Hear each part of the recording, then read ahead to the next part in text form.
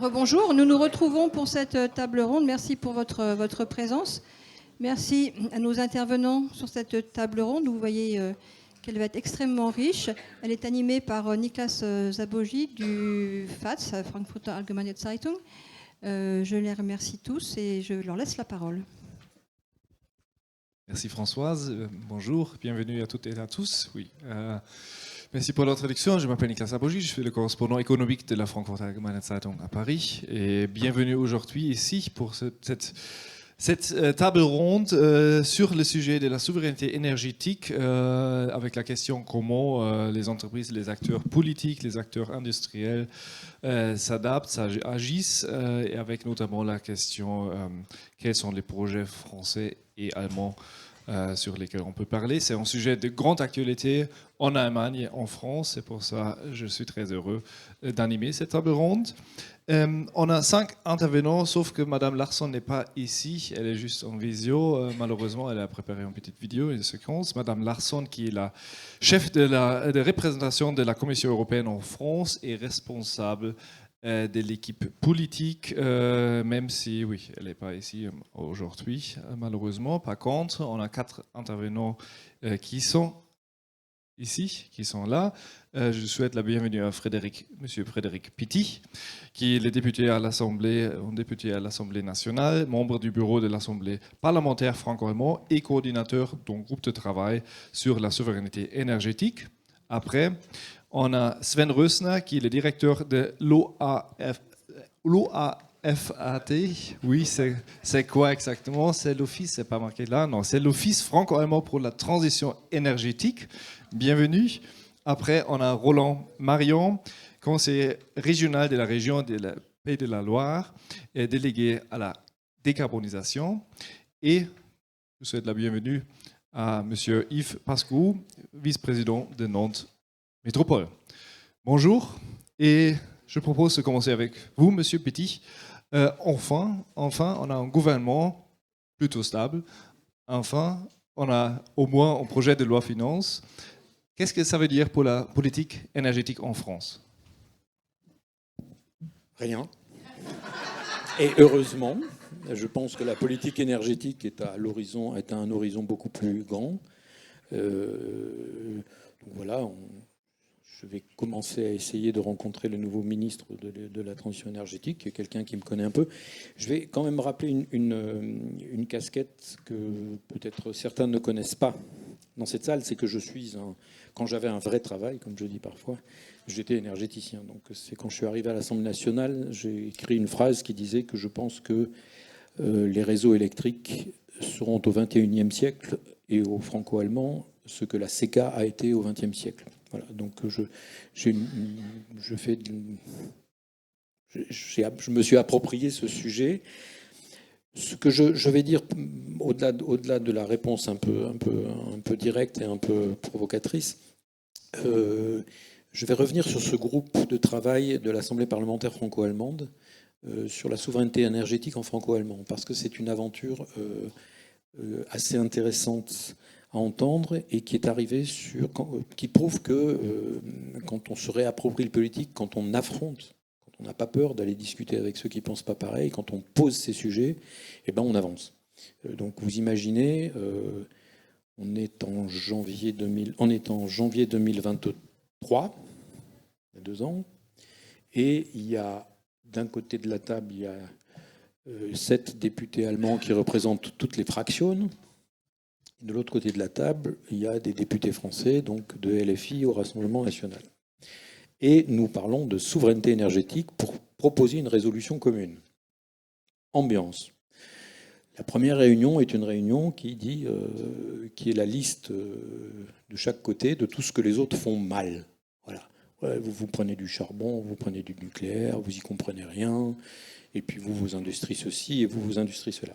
Et petit à petit, je coordonnais avec un ami allemand qui est Andreas Jung, qui est un gars avec qui on s'entend très bien, qui n'est pas énergéticien, mais qui est intelligent, qui est capable de réfléchir et d'écouter.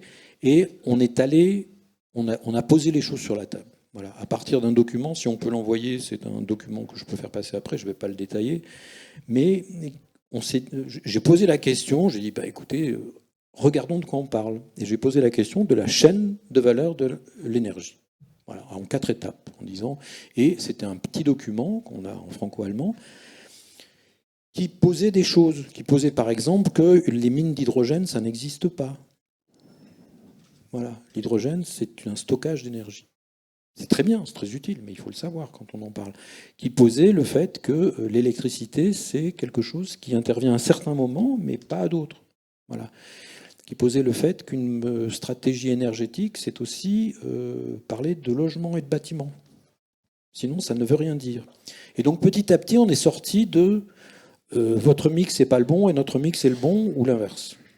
Et on est arrivé, en 18 mois, à raison d'une réunion un peu vivante toutes les 3 semaines, toutes les 5 semaines, à une résolution commune, d'une part, et qui a fini par être votée, malgré les dissolutions et les élections en Allemagne, qui a fini par être votée officiellement par l'Assemblée parlementaire franco-allemande, et qui dit à un endroit, qui dit, en gros, la première chose que nous devons faire en Europe, si nous voulons gagner notre souveraineté énergétique, ce n'est pas regarder le mix de l'autre.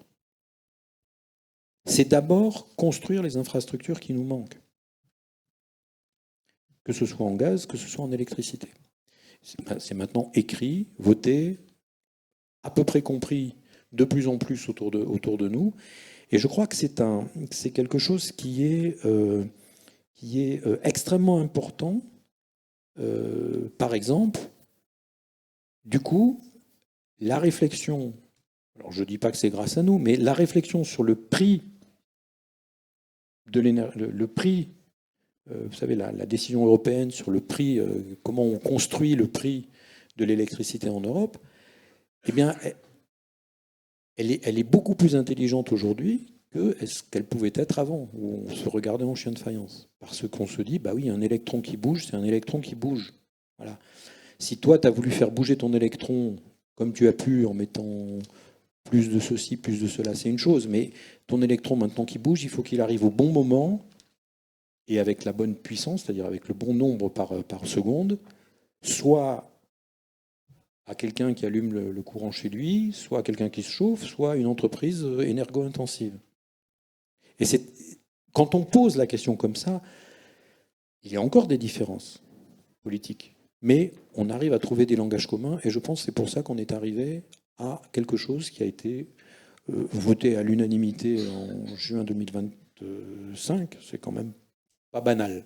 Voilà. Donc c'est ce que je voulais présenter au début. Merci, c'est tout à fait une bonne chose. Merci pour ça. On va en discuter après, mais juste pour revenir sur la France, Monsieur Rösner, ces derniers mois, il y avait pas mal d'inquiétudes dans le secteur énergétique en France. À quel point le secteur est-il inquiet par rapport à ce report de la programmation pluriannuelle, à cette fameuse loi de Grimaud qui a tout à fait... Alors, c'est à quel point le secteur est-il inquiet en France pour investir en France? À quel point? Alors, Maire, merci pour la question. Tout d'abord, je voulais prendre l'occasion là pour saluer vraiment cette manifestation aujourd'hui. C'est une excellente chose qu'on voit autant de monde qui fait du franco-allemand aussi pendant son temps libre. Donc, merci beaucoup de votre engagement. C'est une très bonne cause. Alors maintenant pour la programmation pluriannuelle de l'énergie. Donc il s'agit, pour ceux qui ne savent pas, d'un plan quinquennal en France avec lequel est planifié à peu près tout pour le secteur énergétique. Ça veut dire de la génération, transport, distribution, consommation, électrique et non électrique, parce que n'oublions pas que si nous parlons de transition énergétique, nous pensons peut-être très souvent à des éoliennes ou des panneaux photovoltaïques. En réalité, l'électricité en France représente actuellement que 25% de l'énergie consommée. Donc, si nous parlons de décarbonation, ça veut dire qu'il reste essentiellement 75% de l'énergie à décarboner, c'est-à-dire la mobilité et la chaleur, dont l'industrie aussi un peu. Et c'est donc un chantier monstre. Et là, les pays ont différentes approches. En France, on travaille avec la PPE donc depuis 2015. Et c'est une feuille de route, une cartographie donc des défis qui donne l'ordre de marche au secteur énergétique, avec lequel il sait quand il faut investir, quand il faut s'attendre à des appels d'offres, etc. Donc c'est essentiel pour le bon fonctionnement, parce que ça s'est installé comme ça en France. Ces derniers 10 ans, ce système a plutôt bien fonctionné parce qu'il y avait une transparence totale par rapport aux différentes échéances. Maintenant, le secteur français, il attend depuis 2023 donc la signature du décret de la PPE. Il n'est toujours pas signé, même si en fait il aurait dû entrer en vigueur en janvier. Ça crée donc un énorme dilemme par rapport aux investissements nécessaires pour justement avancer dans l'électrification, parce que l'électrique, c'est la décarbonation. C'est le principal vecteur de la décarbonation de nos sociétés. Donc sans investissement, pas plus de génération, pas plus d'électrification. Et c'est allé assez loin. Nous avons vu aussi que c'était un sujet assez clivant à l'Assemblée nationale et au Sénat.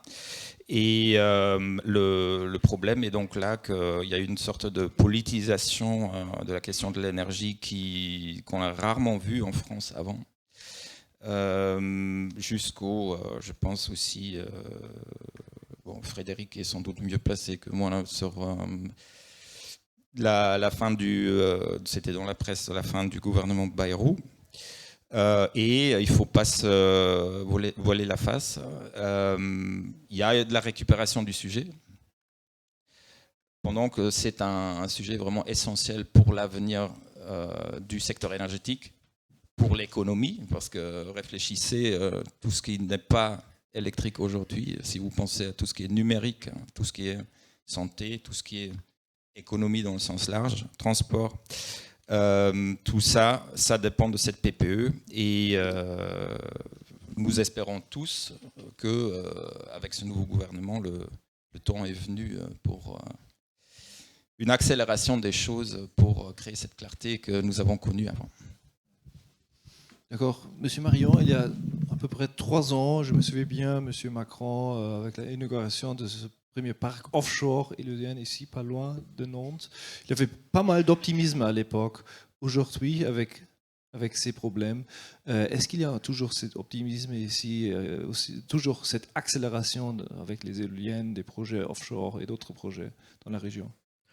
Alors d'abord, je voudrais vous saluer tous et toutes et puis vous souhaiter la bienvenue dans la région Pays de la Loire. J'espère que dans les quelques jours que vous passerez, vous aurez l'occasion de visiter la région et peut-être que ça vous donnera envie de venir vous y installer ou de venir investir dans les projets qu'on a en matière de décarbonation, par exemple, de la région des Pays de la Loire.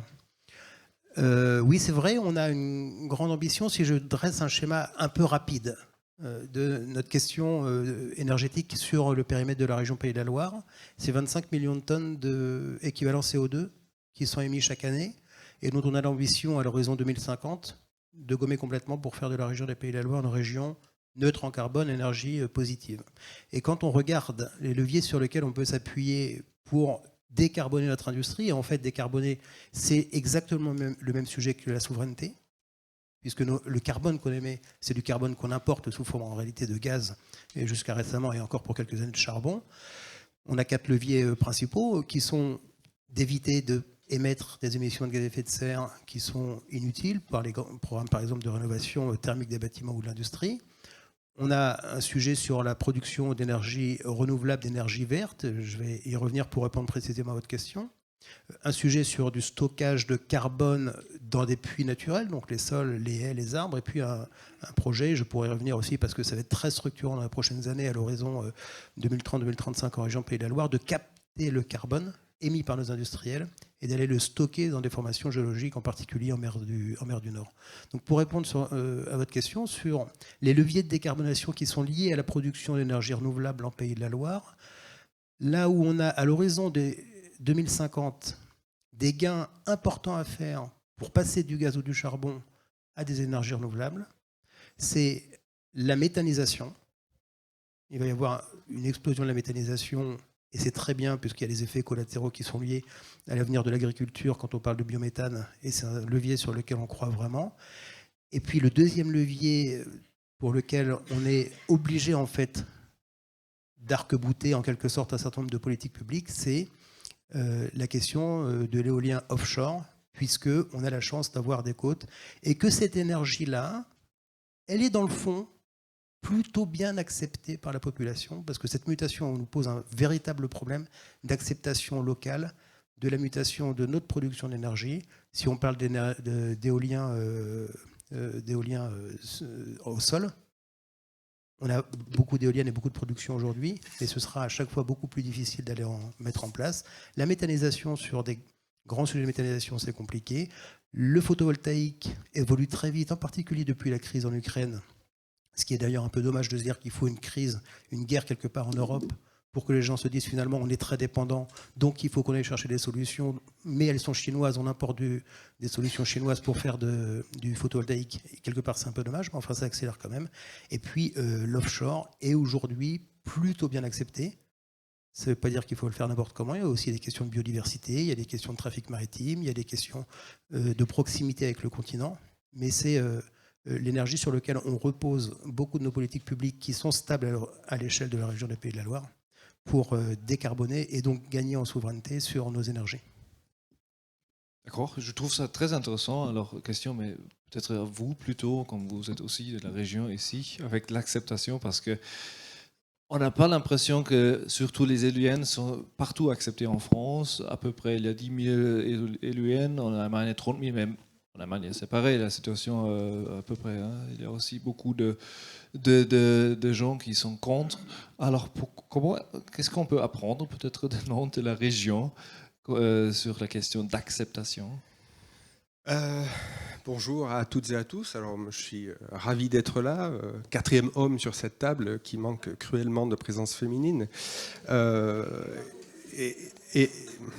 Merci. Et qui plus est, moi je suis pas du tout énergéticien. Je suis désolé, c'est pas nécessairement les questions que je traite habituellement. Je suis délégué à l'Europe à Nantes Métropole et j'y exerce la vice-présidence. J'ai coutume de dire que je suis un peu, avec toutes les précautions d'usage, une sorte de mini-ministre des Affaires étrangères de la métropole, et donc que je représente la métropole dans un certain nombre de secteurs d'activité pour lesquels je n'ai pas nécessairement non plus de compétences techniques aussi importantes que mes voisins. C'était un élément un peu préalable, et avant de répondre à la question de l'acceptabilité, j'ai trouvé intéressant ce sujet sur la souveraineté énergétique, parce que qui dit souveraineté dit aussi dépendance.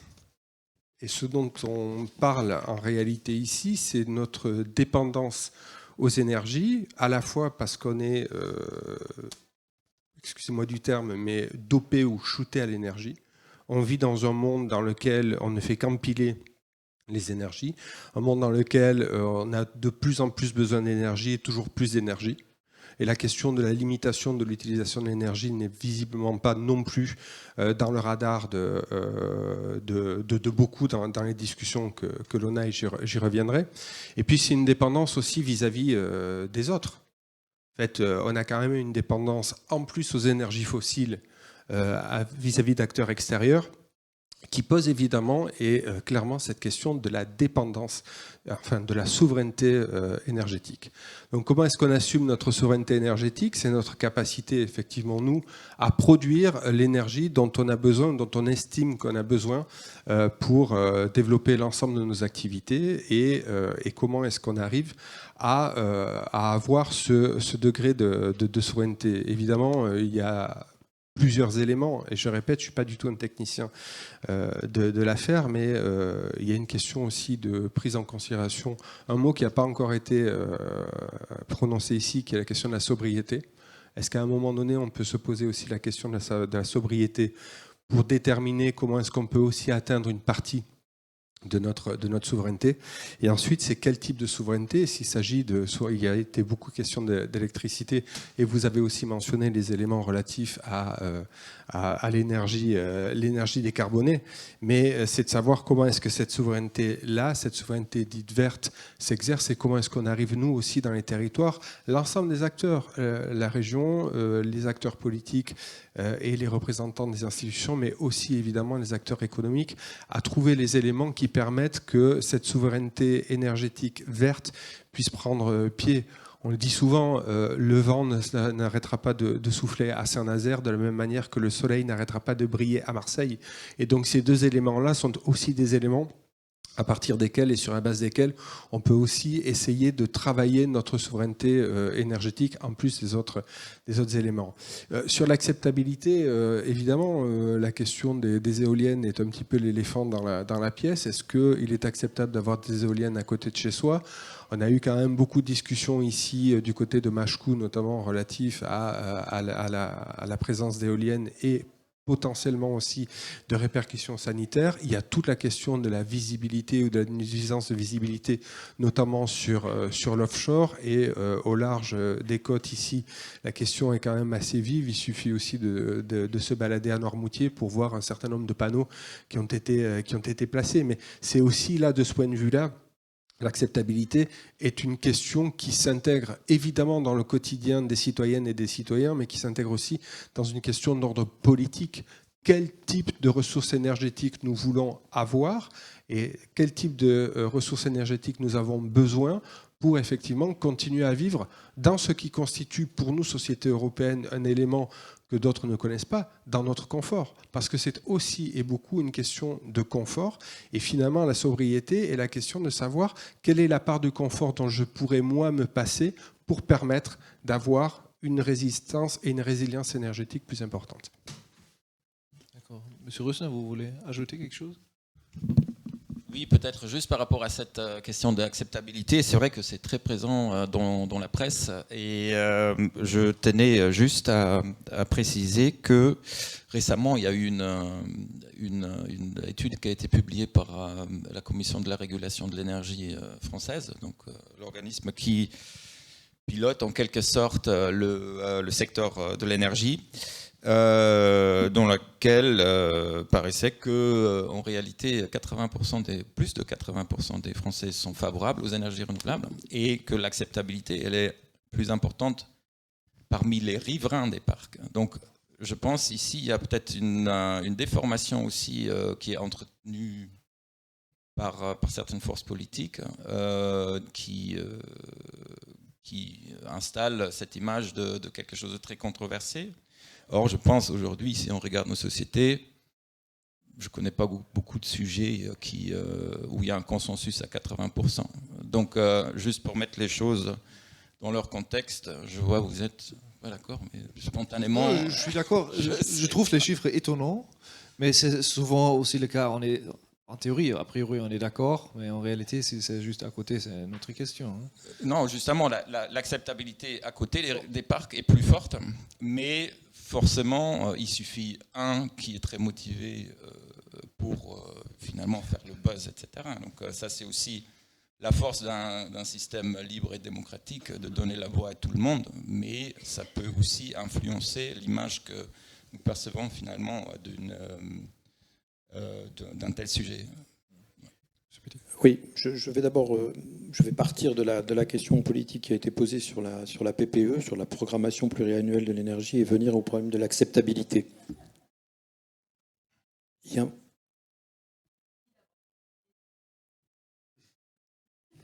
Ah, très bien.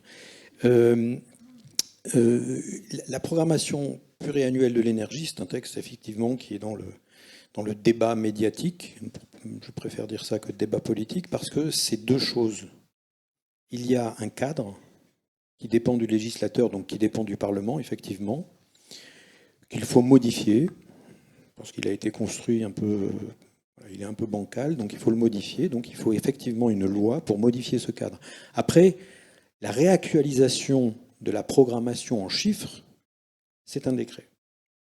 Tu l'as rappelé. Voilà. Donc, voilà. Aujourd'hui, comme on a des forces politiques qui essayent d'un peu tout mélanger, on nous explique qu'il faut voter. Je ne sais pas si vous savez que dans cette loi qu'on essayait de voter, qu'on n'a pas pu voter, pourquoi ? Parce qu'il y a un député qui n'était pas un député extrême qui en a profité pour faire passer l'annulation de tous les programmes d'énergie renouvelable en France. Voilà. Donc, il y a un moment, le jeu avec le Parlement sur des choses qui ne sont pas parlementaires, ça ne marche plus. Alors j'y viens, moi je sais que quand je suis arrivé en 2017, j'ai dit un jour à un collègue, mais je crois qu'on va avoir bientôt un parti politique qui va dire 2 + 2 = 5, qui va finir par avoir des électeurs et peut-être gagner un référendum. Voilà, je blague à peine, je vous donne des exemples d'acceptabilité. La pomme de terre. Regardez l'histoire de la pomme de terre en France. Je remonte loin, mais je ne vais pas remonter que loin. Regardez l'acceptation du train, les premiers trains. Mais le corps humain ne supportera pas d'aller à plus de 50 km/h. Non, mais c'est des choses qui ont été dites dans le débat public de démocratie qui ne fonctionnait pas trop mal. Voilà. Mais je vous en prends un très important. Linky, les compteurs Linky. Les mêmes personnes qui disaient le compteur Linky c'est un scandale sont les personnes qui nous expliquent qu'on n'a plus besoin de grosses turbines dans un réseau parce qu'on va être capable de numériser la consommation du réseau à un cinquantième de seconde. Pour que le réseau marche, là, ça vient de s'éteindre 4000 fois pendant que je vous parle et de se rallumer. Donc, à chaque cinquantième de seconde, l'électricité, il faut que ça soit en équilibre. Et c'est pour ça qu'on a besoin de grosses turbines qui tournent, parce qu'elles le font automatiquement, et qu'aujourd'hui, 100% d'éolien pour un réseau comme le nôtre, ça ne marche, on ne sait pas faire. Alors on saura peut-être faire dans 50 ans, c'est possible, effectivement, avec de l'intelligence artificielle, etc. Mais le premier pas à faire pour bien le faire et pour essayer d'économiser ces grosses turbines qui ne peuvent pas tourner, il n'y a que l'hydraulique qui est capable de les faire tourner en renouvelable, c'est de mettre des compteurs Linky qui ramènent les données. Sinon, voilà. Donc, on a le droit d'être contre les compteurs Linky, on a le droit d'être contre les grosses turbines, mais il y a un moment, il faut que les gens comprennent ce qui se passe, quoi. Et Sven vient de me rappeler qu'on a quand même des députés qui ne font pas la différence, mais qui le revendiquent, entre un gigawattheure et un terawatt, ou entre un gigawatt et un terawattheure. Pour eux, c'est pareil, quoi. C'est comme si vous vous disiez, comme je roule à 80 km, je suis obligé de faire 80 km. Non, je peux faire 3,50 m à 80 km/h. C'est ce genre de différence qui manque. Donc c'est des choses qui ne doivent pas être. C'est de l'acceptabilité qui doit être travaillée en citoyenneté, qui doit être travaillée. Je rends hommage au travail qui est fait par les élus locaux. Voilà, on a un élu qui avait fait de chez nous, un parlementaire qui avait fait cet excellent rapport sur les freins législatifs ou comme ça, comme je viens de les décrire, qui empêchent les collectivités territoriales de faire leur job, parce que l'acceptabilité, c'est là que ça se fait. Et voilà. Après, une toute petite remarque sur la sobriété et la limitation. D'abord, dans la PPE, il y a des choses qui sont sur la limitation. C'est logique, on dit qu'on veut arriver à telle année, à telle consommation. Quelque part, c'est non seulement une répartition et un changement des équilibres éventuels, mais c'est aussi une limitation. Donc c'est une notion qui commence à percoler et voilà, si on dit on aura tant à consommer, il y a un moment, il faudra bien qu'on se dise qu'est-ce qu'on en fait, quoi. Donc c'est important. Et puis j'aime bien le terme de sobriété. On est un tout petit groupe, nous, les démocrates, mais c'est un terme qu'on utilise beaucoup plus que décroissance, beaucoup plus que limitation, etc. Sobriété est un terme qui dit bien ce qu'il veut dire. C'est-à-dire qu'on va continuer à croître, croissez, multipliez-vous, mais on va être sobre, on va le faire. Je crois que c'est vous qui avez utilisé l'utilisation de dire de quoi j'ai vraiment besoin, de quoi j'ai vraiment besoin. Voilà. Voilà. J'essaye, moi, de voyager en train malgré ma circonscription énorme. Voilà, les gens me disent, mais comment tu fais? Je dis, et je m'organise, mais c'est vrai que j'ai pas besoin d'être tout le temps au même endroit et rapidement. Je veux dire, je connais tous les trains et j'essaie de construire ça. Ça demande du travail, mais je crois qu'il y a quelque chose dans sobriété qui est un terme citoyen intéressant. Mais c'est-à-dire, est-ce qu'on a vraiment besoin de la politique pour la sobriété? Est-ce que c'est pas quelque chose qui vient des entreprises eux-mêmes et des particuliers eux-mêmes parce qu'ils sont... Mais vous avez besoin du politique avec un P majuscule, vous n'avez pas besoin des politiques avec des très petits P minuscules, ou des people, ou des populistes. Voilà, vous avez besoin de... Oui, c'est politique. Enfin, ce que vous faites, c'est du politique. C'est du politique. C'est pas, ça passe pas à BFM, ça passe pas sur les réseaux sociaux, mais dire nous décarbonons une région, et finalement ça passe dans la population, c'est du politique avec un P très majuscule. Voilà, dire c'est la faute à Macron si ça ne marche pas, c'est du très très petit politique. Et je ne suis pas du parti de M. Macron, mais je dis, voilà, et se disputer et dire je profite que tout le monde est allé se coucher pour faire voter un amendement qui interdit le renouvelable en France, c'est de l'anti-politique, là, avec un très très petit A. Donc voilà, oui, le politique, c'est du citoyen d'abord, mais pas du citoyen qui gueule tout le temps. Il a le droit d'être en colère, mais c'est du citoyen.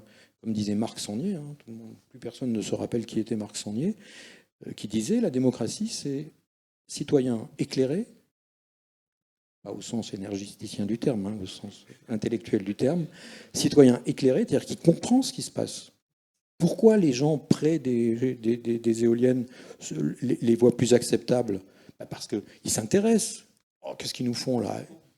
Voilà, et puis finalement, c'est pas bête. Enfin, on me dit que les éoliennes sont refusées. Et les terrils, enfin, moi, j'ai été élevé en Lorraine. Enfin, qu'est-ce que c'est la Fench Valley? C'était beau. C'était pas de la pollution visuelle. Enfin, voilà. Et je vous rappelle que là, ils votent pour ceux qui sont contre les éoliennes. Hein. Voilà. Donc, donc sur cette idée de politique, oui, c'est politique et il faut le faire, il faut reprendre ça. Excusez-moi, je finis. Donc, le citoyen, il doit être éclairé et il doit être responsable. C'est-à-dire après, il a le droit d'être en colère. Mais quand il met un bulletin dans l'urne, il faut qu'il sache ce qu'il fait. Et il faut qu'il dise, je fais ça parce que je sais ce qui va se passer derrière. Moi, j'ai absolument aucun problème d'avoir des gens élus qui ne sont pas d'accord avec moi, ou pour qui j'ai pas voté, ou pour qui je voterai jamais, ou qui me font peur. Mais je veux que ceux qui ont voté pour eux sachent ce qu'ils votent. Juste revenir sur la question de la politique. La politique, c'est la société qui se construit. Alors, c'est un peu basique comme ça.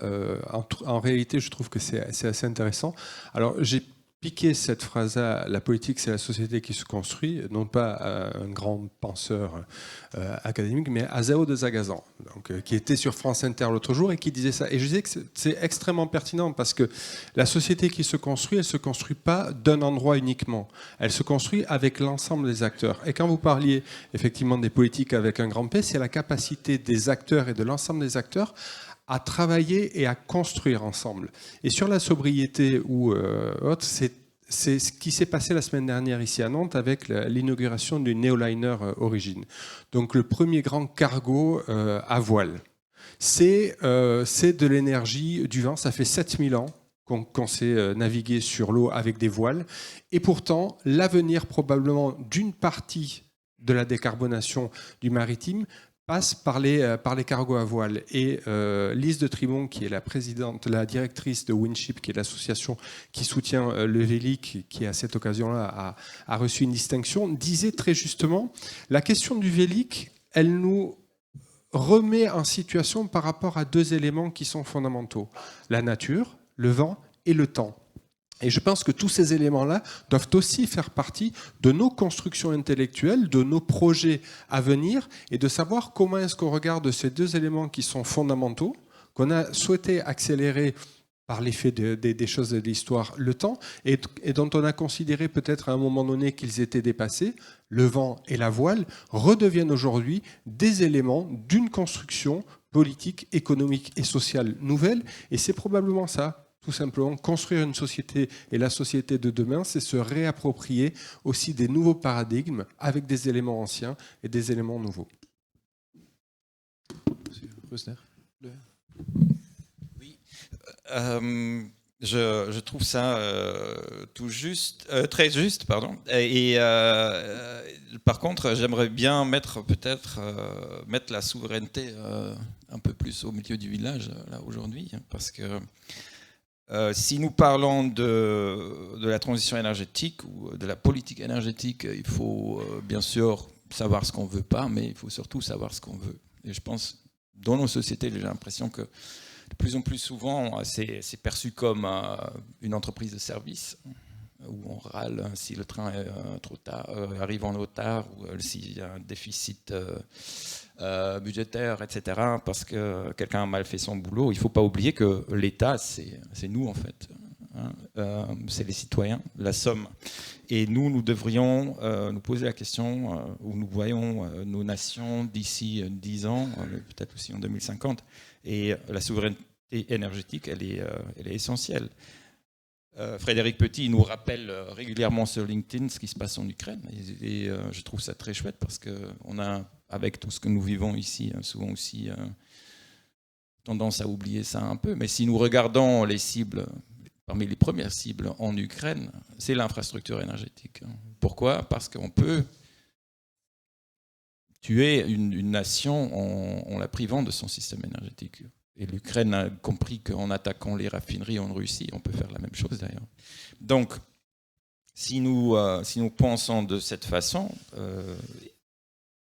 on peut, en France, cette question de souveraineté énergétique a émergé plus tôt qu'en Allemagne dans le débat. Et elle était souvent pensée au niveau national. Aujourd'hui, je dirais qu'il ne faut pas oublier que l'Europe possède le système électrique le plus performant du monde. Même si on parle d'un blackout en Espagne, il ne faut pas oublier que ça arrive aux États-Unis régulièrement. Dans plein de pays développés, ce n'est pas du tout clair que vous allez passer une journée sans coupure d'électricité. C'est un luxe que nous nous offrons, que nous entretenons avec beaucoup d'argent, mais ça nous a permis aussi de faire certaines choses dans nos sociétés, de travailler aussi dans des domaines à haute valeur ajoutée, avec des jobs à haute qualification, etc. Donc tout ça, il faut voir aussi comme un sujet économique, mais qui dit économique dit aussi sécurité, parce qu'on se rend vulnérable, bien sûr. Ça veut dire qu'aujourd'hui, je vois, si on parle de souveraineté énergétique, une dimension géopolitique, comme ça a été dit, parce que plus qu'on fait nous-mêmes, moins on importe. La France, elle importe aujourd'hui 60 milliards de carburants fossiles par an, par exemple. Ça, c'est quelque chose qui pèse sur le PIB et sur le bilan de commerce extérieur aussi. Il y a des compétences ici pour nous rendre... Il y a le thème de la sobriété, mais aussi de la résilience. Donc on se rend moins vulnérable si nous faisons plus de choses nous-mêmes.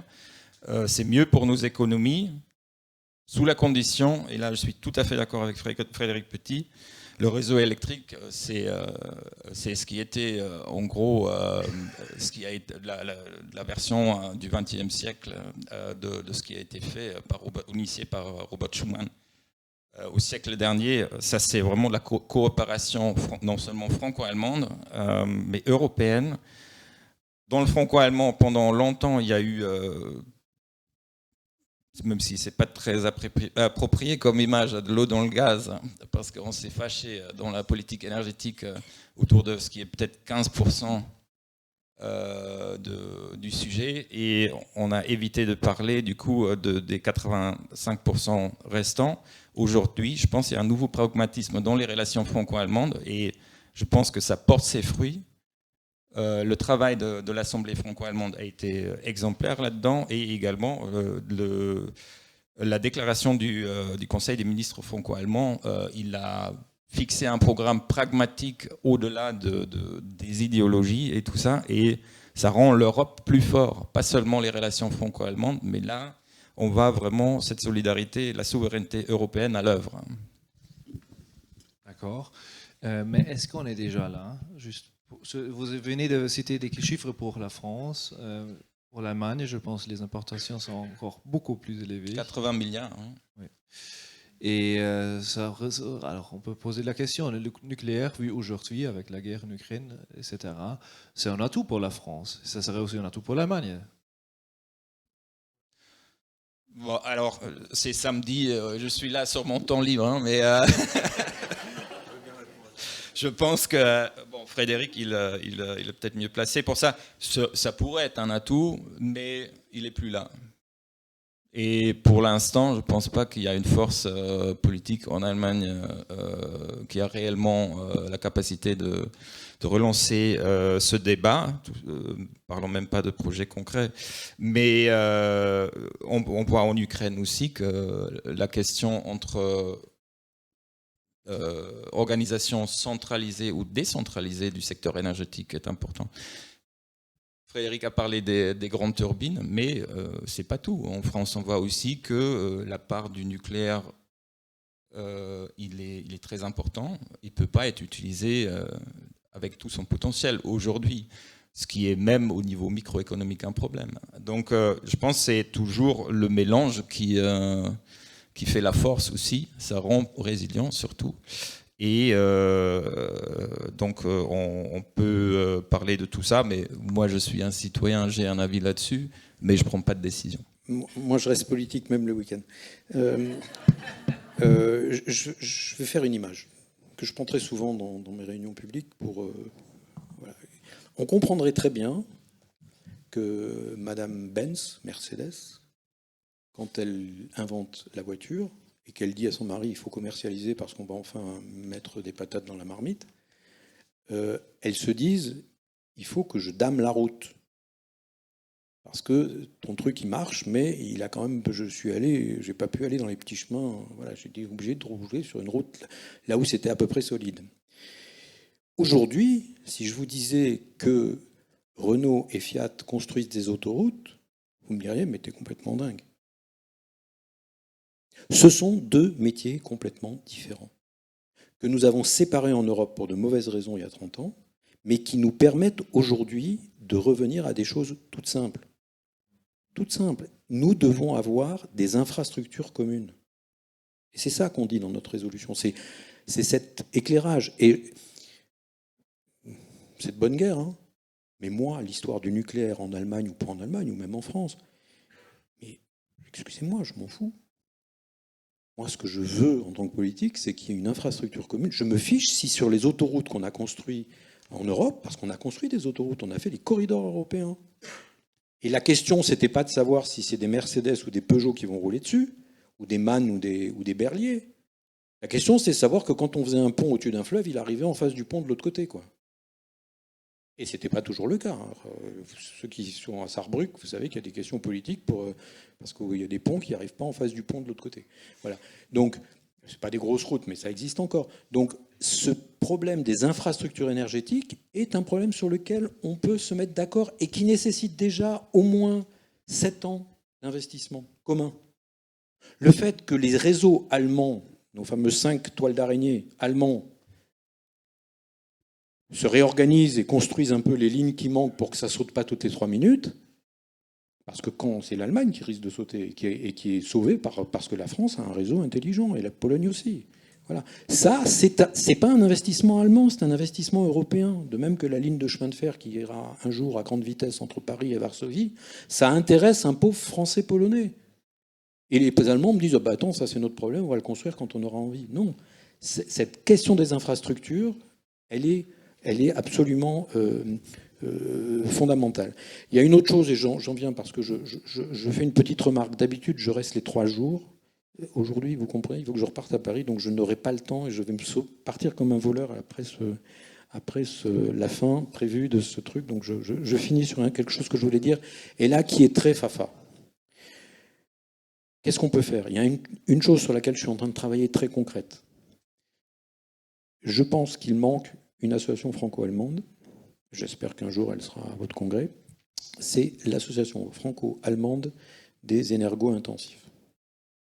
Aujourd'hui, des énergo-intensifs. C'est quoi les énergo-intensifs ? C'est d'un côté le VIK, pour ceux qui habitent en Allemagne, c'est-à-dire l'association professionnelle qui regroupe toutes les entreprises, ceux qui souffrent aujourd'hui et qui disent les gars, on n'y arrive plus, il faut nous aider, sinon on ferme tout. Donc les gros motoristes, comment ils s'appellent, BASF, Porsche, etc., etc. Et en France, c'est les cimentiers, l'acier, etc., etc. Enfin, l'acier aussi en Allemagne. Il y a une association française, il y a une association allemande. Comment l'association française fait passer ces messages ? MEDEF, ça commence bien. Et 2, ministère de la transition énergétique. Qui dit, oulala, qu'est-ce qu'ils me demandent ? Ah oui, ils ont besoin de ci, ils ont besoin de ça. Par exemple, ils disent, il faut interdire à EDF d'exporter nos beaux électrons décarbonés. Et comme dit Sven, du coup, EDF dit moi, si j'ai plus le droit d'exporter, je veux bien, mais si j'ai plus le droit d'exporter, je n'utilise pas mon parc. Voilà. Ça sera moins cher, mais je n'utilise pas mon parc. Voilà. Et les Allemands, de l'autre côté, qui disent moi, j'ai besoin d'un tarif que tu me garantis. Sinon, je n'investis pas. Bon, c'est différent. C'est des analyses différentes, mais au lieu de se poser des questions sur est-ce que mon électron il a été agité au départ par du charbon, par du soleil, par du vent ou par de l'atome, eh ben, s'ils se rassemblent, et ils sont en train de comprendre, voilà, il y a un député qui connaît les deux côtés qui a dit « je pense que vous devriez vous parler », on est en train d'essayer de construire un truc comme ça, il y a une sous-directrice de l'OFAT à Berlin qui comprend aussi le sujet, et je pense que si on arrive à avoir cette association commune, la revendication aux politiques et l'embarquement des entreprises citoyennes, pour dire un mot qui est un peu bizarre, mais qui existe, sera complètement différent, parce qu'ils parleront en franco-allemand, de même que les députés franco-allemands de l'Assemblée parlementaire franco-allemande parlent à un exécutif franco-allemand. Ça nous permet de ne plus parler à un ministre du franco-allemand d'un côté, puis à un ministre du franco-allemand la semaine d'après de l'autre.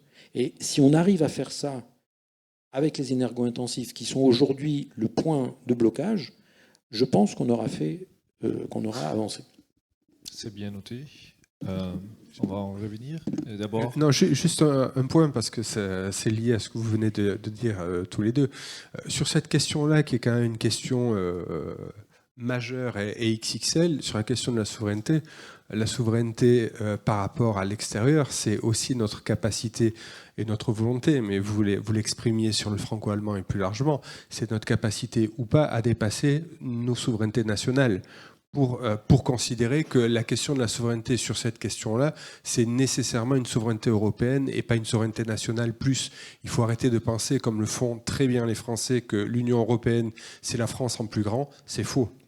Donc, et la question de souveraineté, elle se pose à la fois de notre souveraineté vis-à-vis de l'extérieur et de notre capacité à dépasser nos propres champs de souveraineté nationale.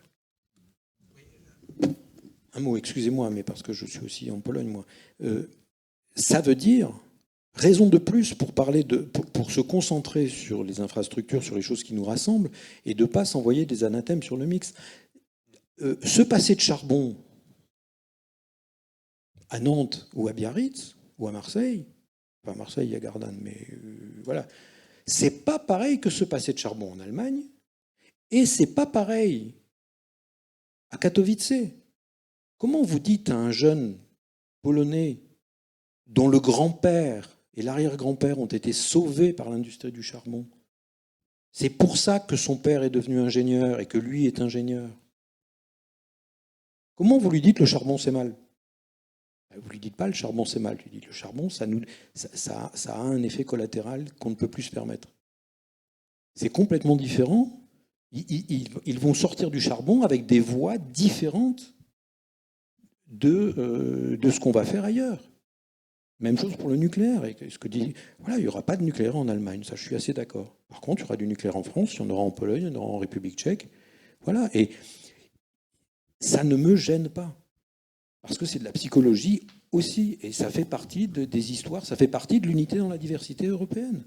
Voilà, en Allemagne, on parle allemand et on n'aime pas le nucléaire. Très bien. Ça me va. Voilà, ça me va. Et on ne mange pas le soir. Non, mais ça, pour moi, c'est du même ordre. Par contre, qu'on ait des réseaux qui se parlent à un 50e de seconde, ça, c'est de la souveraineté et c'est déterminant et on ne pourra pas faire si on ne fait pas ça ensemble. Mais quand même, M. Petit, une petite remarque. Sur le niveau européen, c'est malheureusement toute l'Europe qui importe beaucoup plus de gaz liquéfié de la Russie ces derniers mois, ces dernières années. Mais, d'accord, mais est-ce qu'on est vraiment devenu indépendant en Europe ces dernières années? Moi, je peux vous en parler 10 heures si vous voulez, mais il y a un truc qui existe dont personne ne parle, sauf lui, il sait très bien de quoi je parle. C'est ENZOE. C'est l'association des réseaux électriques européens. Ça fait 2014, le plan à 10 ans, 2014. Depuis 2014, ils ont écrit, ils ont dit voilà, si on veut que ça marche dans le réseau européen, voilà le réseau qu'il faut construire. Voilà.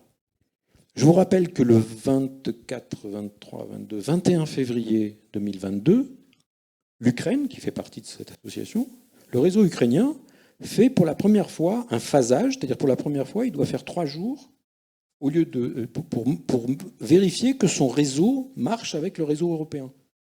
Et qui ne va pas te faire disjoncter tout parce qu'il ne sera pas calé au même 50e de seconde. Voilà. Donc ils font l'essai, ça marche très bien. Normalement, ils devaient débrancher, voilà, mais après, ils ont dit, non, finalement, on reste chez vous. Voilà. Et donc, ils sont restés depuis ce jour-là, ils sont branchés du côté... voilà, et c'est pour ça que les Russes ont occupé Zaporijia, parce qu'ils disent, non, il faut vous rebrancher avec nous. Voilà. Mais ce genre de choses, c'est des choses qui ne sont pas techniques, c'est des choses qui sont fondamentales à ce que tout le monde les comprenne. Ce ne sont pas les mêmes métiers. Donc, on importe, mais moi, la souveraineté, ça ne veut pas dire l'autarcie. Hein. Voilà. Et puis, importer du fioul, parce que j'en ai besoin tous les jours pour respirer, et importer une fois tous les 10 ans la quantité de plutonium qu'il me faut voilà, je vous rappelle les déchets nucléaires dont on parle, la quantité logistique qui a permis à la France de travailler pendant 60 ans, hein, cette quantité, c'est 2 fois, 3 fois cette salle. Voilà.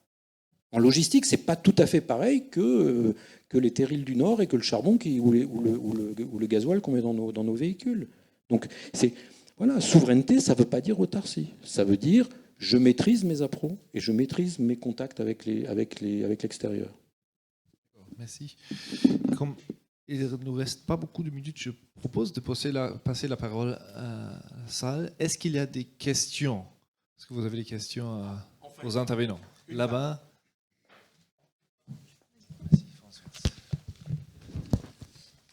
Et merci de vous présenter brièvement et après une petite question. Merci pour cet échange très intéressant. Fabienne Issac, journaliste, acteur du franco-allemand. Vous avez parlé du nucléaire, mais je trouve qu'il y a beaucoup de pudeur. Je sais que ce n'est pas le terrain d'accord ces dernières années le plus évident, mais quand même en termes de décarbonation, le nucléaire est une force pour la France. Et encore une fois, la France a honte de ses réussites. Et j'aimerais mettre ça en relation effectivement avec la présidence Macron, qui effectivement a remis en cause cette filière nucléaire et qui est revenu là-dessus. Donc quand même, pour parler de souveraineté énergétique, est-ce que le nucléaire n'est pas le principal fer de lance? Je sais que c'est pas facile pour l'OFAT de parler, donc si quelqu'un d'autre peut me répondre. Oui, monsieur Mérian. Merci madame. Je peux juste dire un mot sur ce point-là parce que ça rejoint aussi un certain nombre de sujets qui ont été abordés, qui tournent autour du fait que en fait, chaque territoire, alors là on parle de pays, mais on peut descendre à des échelles nationales. Chaque territoire doit s'emparer en fonction de ses caractéristiques, l'énergie qu'il considère utile et nécessaire sur son territoire. Nous, j'ai parlé un tout petit peu d'éolien offshore tout à l'heure, on ne va pas mettre des éoliennes offshore à Paris ou à Berlin. Enfin, ça n'a pas de sens. Et sur le nucléaire, pourquoi pas? Nous, en région Pays de la Loire, on considère que dans le mix énergétique décarboné, et pour des raisons de décarbonation et d'énergie électrique, s'il y a du nucléaire en région Pays de la Loire, ça nous convient très bien. Mais il faut que ce soit accepté, il faut qu'on ait des lieux d'implantation du nucléaire. Et la position, moi je milite pour une déclinaison infranationale des politiques énergétiques. Une déclinaison du nucléaire en Pays de la Loire, si elle doit un jour se voir apparaître sur le territoire, peut-être en substitution du charbon, puisqu'on a encore notre usine de Cordemais au charbon, très bien. Et nous, je le redis, ça nous convient très bien. Mais si ce n'est pas la même réponse qui est apportée dans le nord de la France, dans un land en Allemagne, parce qu'ils ont un territoire qui est différent, mais très bien aussi. Voilà. Donc on a cette capacité de le faire en France. Nous, en Pays de la Loire, ça nous convient, mais peut-être que ça ne conviendra pas autre part. Et c'est pareil pour les éoliennes, c'est pareil pour la méthanisation, c'est pareil pour l'ensemble des autres énergies. Juste une petite réponse technique. C'est jamais aussi simple, comme on dit. Voilà, c'est-à-dire qu'effectivement, le nucléaire est décarboné. Le nucléaire est extrêmement intéressant parce qu'il est très stable, surtout, très stable. Parfois, il est trop stable. C'est-à-dire que, voilà, par exemple, pourquoi la fameuse chaufferie charbon qu'on garde chez vous, là, Coq, elle ne remplit pas les mêmes rôles pour le réseau que le nucléaire. Parce qu'elle va démarrer plus vite et elle va s'arrêter plus vite. Elle est là en secours, ce qu'on appelle nucléaire en secours, c'est jamais. Hein, d'accord. Nucléaire, c'est en socle. Voilà, donc c'est toujours un peu compliqué. Voilà, on commence à trouver aussi du nucléaire on travaille sur du nucléaire à pression atmosphérique, donc qui n'explose pas, c'est déjà pas mal. Voilà, on travaille sur du nucléaire, sur des métaux qui sont des métaux plus bas dans l'échelle de Mendeleïev, donc ils font moins de déchets, etc. Donc il y a des tas de... Enfin, Voilà. Mais sur le fond, aujourd'hui, la solution qu'on a aujourd'hui, c'est vrai qu'en France, on est décarboné grâce au nucléaire, mais il y a des gens qui sont décarbonés grâce à d'autres choses. Et puis, si je peux me permettre, il y a plusieurs niveaux aussi. La question du nucléaire est une question très, très, très politique, et en particulier en France, mais ça fait partie du mix. Il y a aussi la question des renouvelables, sur lesquelles on doit quand même aussi mettre beaucoup, là pour le coup, d'énergie. Et quand je parle de niveau, vous disiez, on ne va pas mettre des éoliennes offshore à Paris, évidemment, mais c'est aussi la capacité et la volonté des différentes collectivités. Moi, je représente ici Nantes Métropole, où comment est-ce que les collectivités, les villes qui sont d'ailleurs, qui émettent 70% des émissions de gaz à effet de serre, donc qui sont aussi les principales sources d'émissions et donc les principaux acteurs des solutions, comment est-ce que les villes aussi développent un ensemble de projets, que ce soit du photovoltaïque, que ce soit des réseaux de chaleur, que ce soit un ensemble de solutions qui sont aussi des solutions qui peuvent localement s'appliquer et venir accompagner, compenser des éléments de réflexion qui sont, eux, beaucoup plus méta. Et donc, il y a aussi toujours, je pense, cette vision à essayer d'avoir, qui est d'avoir le macro et le micro, où on atterrit en fait aujourd'hui, et comment est-ce qu'une collectivité va essayer de produire une quantité certes modeste d'énergie, mais qui elle va venir alimenter un réseau, va venir aussi permettre à des foyers de payer moins cher leur énergie. Et comment est-ce qu'on va, et vous le mentionniez en début, c'est comment est-ce qu'on travaille aussi nous sur des éléments qui sont liés à l'énergie et qui sont les rénovations des bâtiments. Il y en a plein dans nos villes et qui sont aussi des passoires thermiques et des bouilloires thermiques. Et comment est-ce qu'on travaille, nous aussi, localement, à rendre cette grande question de l'énergie palpable et une réalité pour les citoyennes et citoyens.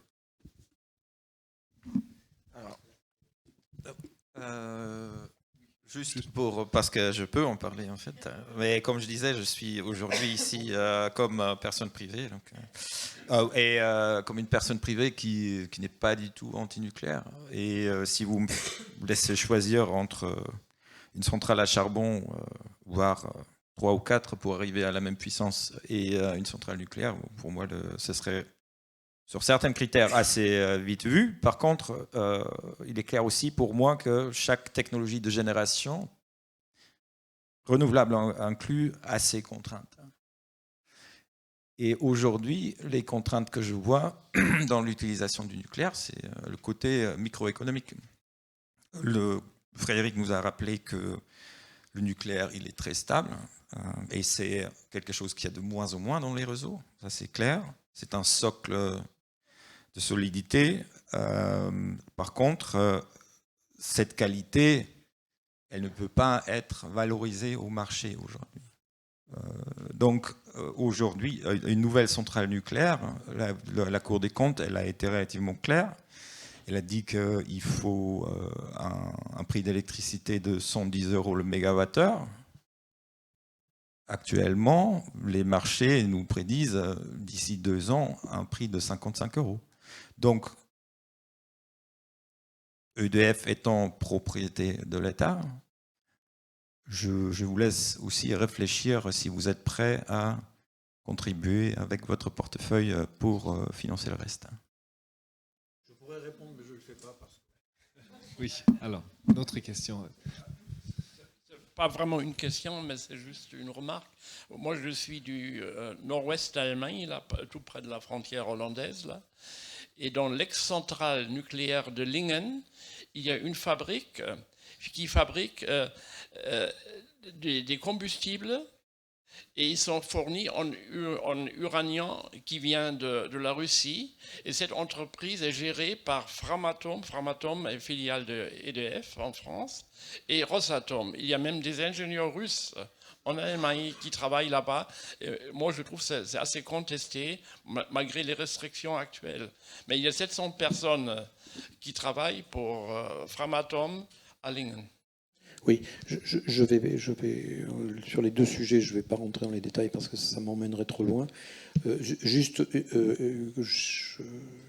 La réponse se trouve dans le pas temporel de ce qu'on fait quand on fait du nucléaire. C'est-à-dire que là, on prépare les combustibles qui vont servir dans 5 ans, dans 10 ans, et ce sont des accords commerciaux, effectivement, mais des accords commerciaux qui étaient qu'on finit d'honorer. Donc voilà, après, est-ce qu'il faut mettre ces gens dehors serait nous tirer une balle dans le pied. Voilà. Et ce n'est pas, c'est pas Castorama, quoi. C'est des choses qui viennent de très loin. Le combustible est là, il faut quand même s'en occuper. Et les accords avec Rosatom commencent à être on a fermé ce qu'on pouvait fermer, mais ça ne sera pas visible immédiatement dans certains domaines, en particulier dans celui-là. Voilà. Mais non, l'argent, si vous êtes un peu commerçant, l'argent, il a été fait à la signature du contrat. Donc on finit des contrats qui ont été signés avant. Voilà, oui, ils ont signé des choses qui devaient leur rapporter de l'argent au moment où ils pouvaient le signer, et ils continuent, on finit de faire le truc, parce que ça coûterait beaucoup plus cher, et puis ça serait stupide d'arrêter le truc, ça nous ferait du mal aussi à nous. Donc c'est ce genre de bruit qui court, c'est très technique sur le plan scientifique et sur le plan commercial. Voilà, il faut savoir que c'est pas aussi simple que ça n'apparaît, à cause des durées qui sont les durées habituelles dans ce métier. Bon, d'autres activités, d'autres coopérations avec les Russes ont été arrêtées, mais c'est peut-être une question pour une autre. Est-ce qu'il y a une dernière question de la salle? Oui, madame, s'il vous plaît.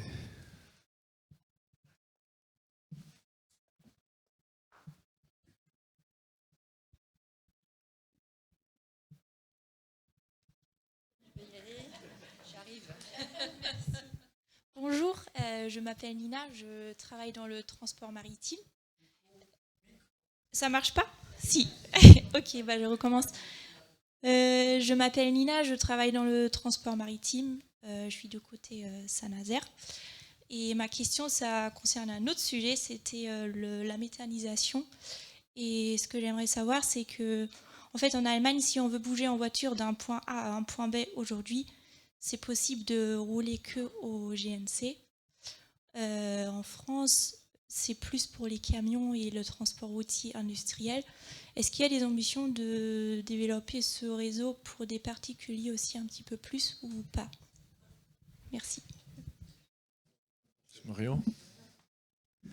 Il me semble sur la mobilité qu'il y a un schéma qui est en train de se dégager assez clairement, qui est mobilité lourde, plutôt méthanisation, enfin gaz vert, mobilité légère, plutôt électrique.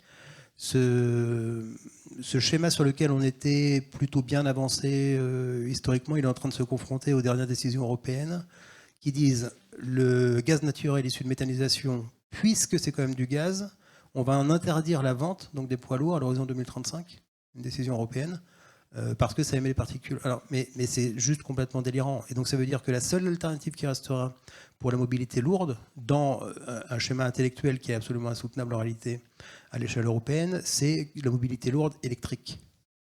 Ce qui tient pas. Je rappelle que le gaz naturel, donc issu de méthanisation, c'est un sous-produit d'une partie d'agriculture en fait. On n'élève pas des vaches pour faire du gaz. Après, je ne sais pas comment ça se passe en Allemagne, mais je trouvais ça intéressant qu'en France, il y a des agriculteurs qui créent des... là, il me manque les mots en français, mais die schließen sich zusammen pour créer en fait des stations GNC. Oui, et mais... je trouvais ce concept... Je ne sais pas si c'est pas trop le sujet, mais je me suis dit, ça fait quand même partie de la transition énergétique pour la partie... non, mais absolument, mais ça existe aussi. On a de la mobilité légère en gaz naturel, hein, ça fonctionne très bien. Ça pose une question de technique de distribution. C'est-à-dire qu'il faut mailler le territoire avec des capacités de distribution à peu près aussi dans ce qu'on a pour du pétrole, du gasoil, voilà. Et donc ça a des coûts d'infrastructure qui sont importants, qui sont très différents si on parle d'infrastructure pour la mobilité lourde.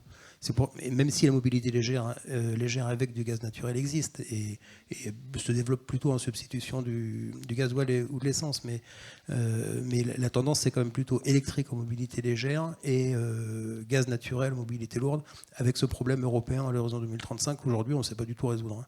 Quand on en parle aux députés européens, je ne fais pas de politique non plus, mais qui ont poussé cette mesure-là, ils nous disent, ne vous inquiétez pas, c'est toujours comme ça en Europe, on fait des trucs, puis après, vous allez voir, on va revenir en arrière. Oh, mais enfin, pendant ce temps-là, celui qui voulait faire une unité de méthanisation, il ne la fait pas. Celui qui voulait investir dans des unités de flotte de mobilité lourde, il ne va pas le faire. Celui qui voulait... Enfin, voilà. Donc la réponse européenne qui consiste à dire on fait des propositions parce que ça fixe le cap, mais comme elles sont insoutenables, on les revoit quelques années après, c'est très dangereux en matière de transition énergétique. D'accord, merci. Comme M. Petit doit s'échapper comme un voleur, déjà, merci beaucoup aux 4 messieurs pour votre participation au panel, à la table ronde. Merci pour vous. Et le dernier mot, c'est à Madame Larsson qui nous a envoyé une petite séquence vidéo. Alors, s'il vous plaît. Bonjour à toutes et à tous. Je tiens d'abord à remercier très sincèrement la Fédération des acteurs franco-allemands pour l'Europe pour son invitation ainsi que pour leur engagement dans l'organisation de ce 69e congrès franco-allemand. Parler de souveraineté énergétique européenne, c'est d'abord rappeler ce que la guerre en Ukraine a mis en évidence. Ce conflit a révélé avec une intensité inédite combien nos dépendances extérieures fragilisent notre sécurité, combien la paix en Europe n'est jamais un acquis et combien il est désormais indispensable de renforcer notre autonomie pour faire face aux nouvelles menaces hybrides. Si la souveraineté européenne a pris de l'importance ces dernières années, c'est sans doute dans le domaine énergétique qu'elle s'est imposée comme une évidence. Le constat est simple. L'Europe ne dispose ni de gaz ni de pétrole en quantité suffisante. Pour être véritablement souverain, 3 voies s'offrent à nous. Accélérer le développement des énergies renouvelables et bas carbone, réduire nos consommations et diversifier nos approvisionnements. À ce titre, les choix énergétiques de la France et de l'Allemagne illustrent la complémentarité du mix européen. La France s'appuie sur le nucléaire, quand l'Allemagne accélère le déploiement des énergies renouvelables. Ensemble, ces choix renforcent la résilience européenne. Cette complémentarité n'est pas théorique, elle s'est vérifiée dans les faits.